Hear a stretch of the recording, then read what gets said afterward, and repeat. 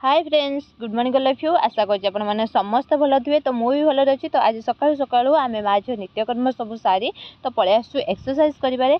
आज दिन में माँ थिला बॉल एक्सरसाइज। मुझे माँ बॉल एक्सरसाइज करूँ आ बहुत बड़टा बॉलटा आणिकी ये माँ पादटा को रखिकिना प्रेस करने कहूँ। जेहेतु से गोड़े टोटाल बल ही ना माने प्रेसर ही ना, तो से माँ को ये कहूली कि बॉल को ठेलवाई पाद सीधा करके, जेहेतु आंठू ये बेंड हो जाए, तो से कहली कि पाद सीधा कर बॉलटा को भीतर को पेलवाई। मो दीटा आंठू साहाय्य बॉलटा को रखिकी मु आग को पेलुची आ माँ को गोड़टा को धरीची, कारण ना माँ को गोड़टा मोड़ी पड़े, बाँ पट को मोड़ी पड़े।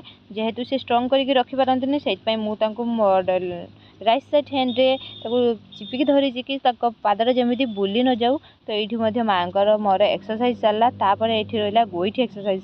से बॉल उपरे गोड़टा को पकईकी गोईठीटा को माड़े भीतर को केमिति मुझे 2 ରୁ 3 थर माड़िकी माने गोड़टा को फ्री कर दूसरी कि तुम एमती भाव में माड़।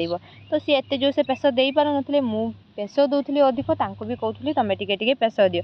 तो एमती धीरे धीरे एक्सरसाइज करते करते माँ प्रेसर पलि आसो गोड़े। तो से सब प्रकार एक्सरसाइज टिके टिके शिखा जाए। आ मैम एक्सरसाइज मैम शिखेकी गला जहाँ भी किसी घरे थेरापी थाए, जहाँ भी थेरापी दे जाती से, तो मुझे बो को प्राक्ट कराए घरे। आईटी देखिपे बॉल बो को पेलिया कौच से केते धीरे धीरे पेलुची। देखिपे आंठू को केमिति सीधा करुँच धीरे धीरे। आईटी ना सी बल लगाऊँ लगा देखिए पादटा मुड़ी पड़ो प्राय टाइम। तो से मुझे गोड़टा को धरी निए देखते गोड़ केमी मोड़ी पड़ुची। तो से गोड़टा को धरी निए एमती सीधा करके पाद गोईठी मोड़ी जाए, ता सहित आंठू बुली जाए कहीं भीतर हाड़टा बहुत वीक अच्छी से। तो बॉल एक्सरसाइज सरला पलि आसलु चेयर एक्सरसाइज। चेयर एक्सरसाइज रे बो गोटे चेयर रे मु गोटे चेयर रे बसलु, बॉल को गोटे साइड करदेली।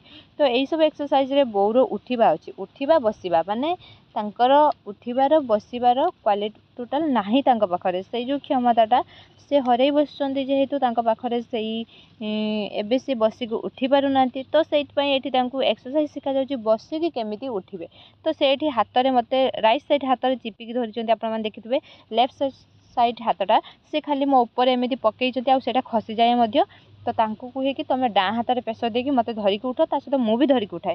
तापर एबे उठी सेमिति उठा बसा कर सारे 20 थर। तो एबे पलि आसली मोर कहली कि मो कांध उपरे हाथ पकेबे, हाथ पकईकी गोड़ बाहर को भीतर को करेंगे। तो डाँ गोड़ 20 थर बाहर को भीतर को, पुणी 20 थर आग को पछ को करेंगे, बाहर को भीतर को आग पछ। तो एमती भाव में दीटा जाक गोड़ करेंगे, डाण गोड़ करेंगे आ बाम गोड़ करेंगे।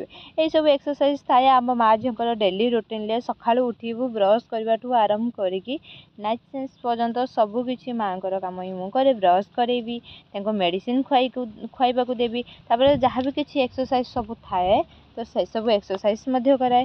तो ये से सब एक्सरसाइज सरला एबे पलि आसिले one leg standing. One leg standing कौन थाए ना, से गोटे गोड़े ठिया गोटे गोड़े मीन्स जो गोड़े प्रेसर ना माने जो गोड़े बल ना, से गोड़ा हूँ लेफ्ट साइड गोड़ माने बाम गोड़। तो बाम गोड़े जेहेतु प्रेसर ना, तो बाँ गोड़े प्रेसर देकी से डाँ गोड़ा ऊपर को टेकेबे, डाँ गोड़ ऊपर को टेकिकी बाँ गोड़े ठिया हेबे। आ एमती से बाँ गोड़ भांगी पारती आंठू। तो से कौन होना डाँ गोड़े प्रेसर देले डाँ गोड़ को धीरे धीरे बलटा आसो, जहाँद्वारा कि सी निजे चली पारे, निज कम निजे करेंगे, निजे चली पारे, बुली पारे।